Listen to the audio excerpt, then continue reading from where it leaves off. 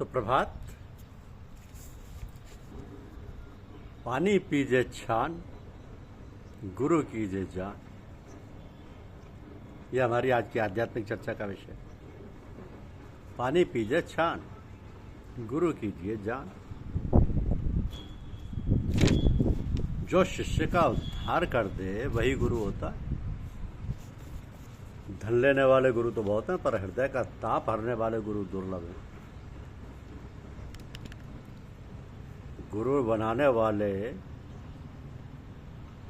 और गुरु नहीं बनाने वाले दोनों का व्यवहार एक जैसा है। उनके मन के विकार एक जैसे हैं, कोई फर्क नहीं। आजकल गुरु का संबंध अंध बधिर के संबंध जैसा है। गुरु शिष्य बधिर अंध का लेखा, एक न सुनई एक नहीं देखा। अच्छे महापुरुष किसी को शिष्य नहीं बनाते। अगर बनाते हैं तो उसका उद्धार करना पड़ता है, क्योंकि उसको अपने यहाँ रोक लिया, नहीं तो कहीं और शिष्य बनता। तो जो शिष्य का उद्धार कर सके उसी को शिष्य बनाना चाहिए, अन्यथा नहीं बनाना चाहिए। जैसे बिना बेटे के बाप हो ही नहीं सकता, ऐसे ही उद्धार किए बिना गुरु हो ही नहीं सकता। ये तो कहा है ना कि पानी पीजे छान और गुरु कीजे जान। पानी छानकर पीना चाहिए, गुरु जानकर करना चाहिए। भगवान सबके गुरु हैं। कृष्णम वंदे जगत गुरु, ये उनका मंत्र है। भगवत गीता कहती है कृष्णम वंदे जगत गुरु। तो गीता सुनने से अर्जुन का मोह नष्ट हो गया। अर्जुन भगवत कृपा से ही मोहनाश मानते। नष्टो मोह स्मृतिर्लब्धा तय प्रसादान मायाच्युत। आप भगवान को गुरु मान लो तो काम हो जाएगा। गुरु तो किसी एक संप्रदाय का होता है, पर भगवान में आपको अपनी योग्यता के अनुसार सब कुछ मिल जाएगा। गुरु तत्व होता है, मनुष्य नहीं होता। इसलिए कहा गया है कि गुरु में मनुष्य बुद्धि और मनुष्य में गुरु बुद्धि करना अपराध है। कल्याण गुरु नहीं करता, प्रत्युत गुरु भक्ति से कल्याण होता है। आप गुरु को नहीं मानोगे तो क्या वो कल्याण कर देगा? कल्याण शिष्य के अधीन है। गुरु तो मुझे बहुत मिलते हैं, पर चेला कोई नहीं मिलता। शिष्य दुर्लभ है, गुरु नहीं। जिज्ञासु दुर्लभ है, ज्ञान नहीं। भगवत प्राप्ति चाहने वाला दुर्लभ है, भगवान नहीं। जैसे फल पक जाए तो तोता स्वयं उसके पास आता है, ऐसे योग्य शिष्य के पास गुरु स्वतः आता है। स्वयं ज्योति जी महाराज कहते थे कि भगवान भूखे को मिलते। तो जो कहते हैं कि चेला बन जाओ तो ज्ञान देंगे, उनके पास ज्ञान नहीं। जिसके भीतर चेला बनाने की चाह है वह तो चेला दास हो। और गुरु कैसे बनेगा? गुरु वही होता है जिसमें किंचित मात्र भी कोई चाह नहीं हो। पूज्यपाद साहब जी ने रामाश्रम सत्संग को प्रदेश, देश और विदेश तक प्रचारित कर दिया। ये कार्य कि युग पुरुष ही कर सकता है।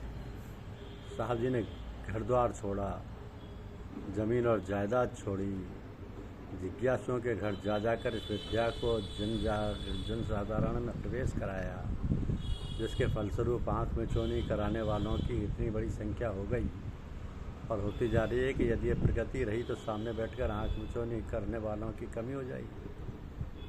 तब हो सकता है कि आचार्य लोगों को जिज्ञासु बनाने के लिए लोगों को तरह तरह के लालच और उपहार देकर लाना पड़ेगा। उस पर भी कमी रहे तो पारितोषिक देने की नौबत आ जाए। ऐसा क्यों हो सकता है कि हम आँख में चोली के अतिरिक्त अन्य मनोवांछित बातें जीवन में अपना ना सके और साहब जी के अनेक बार कहे गए और लिखे गए उपदेशों को अपना ना सके? साहब कहते हैं कि हम चाहते हैं कि सब लोग संत बन जाएं, और वो ऐसे संत बने कि जो संतों की इच्छाएं थीं जिन्हें वो पूरा नहीं कर सके, उन्हें वो सत्संगी स्वयं पूरा करने का प्रयास करें। दूसरी बात यह है कि दहेज प्रथा। आपको पता है आपकी कितनी बहू बेटियाँ बिक जाती हैं, कितने माँ बाप हत्या कर लेते हैं, आत्महत्या कर लेते हैं विवाह में रुपये ना दे सकने के कारण। इसलिए दहेज प्रथा बंद कर देनी चाहिए। ये काम हमें अपने घर से करना होगा। ये आंखें बंद करना और सिर झुकाना पूजा पाठ केवल मक्कारी है। यदि हमारे जीवन में कोई परिवर्तन नहीं होता है, इसलिए आगे बढ़िए और अपने गुरुजनों का ऋण अदा कीजिए। कुछ समय पूर्व दो सत्संगियों का कुछ रुपए पैसों के चक्कर में परस्पर संबंध नहीं बन पाया। ये गुरुजनों की वाणी का अपमान व सत्संगियों के गुरुमुख होने की जगह मनमुख होने के प्रभाव का परिणाम था। तो हम लोग सत्संग के आधार पर नैतिक और सामाजिक मूल्यों की अवहेलना कर जाते।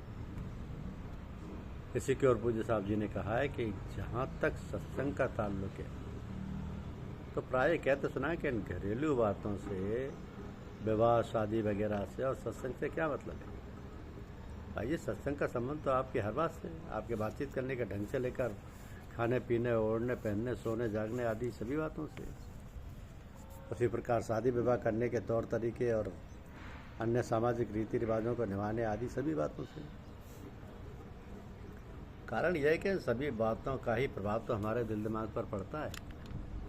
पूजा पाठ ध्यान उपासना में यदि हमारा हृदय, मस्तिष्क, दिल या दिमाग शुद्ध व पवित्र नहीं है, तो हमारा सारा ध्यान उपासना पूजा पाठ कभी भी सही ढंग से नहीं हो सकता।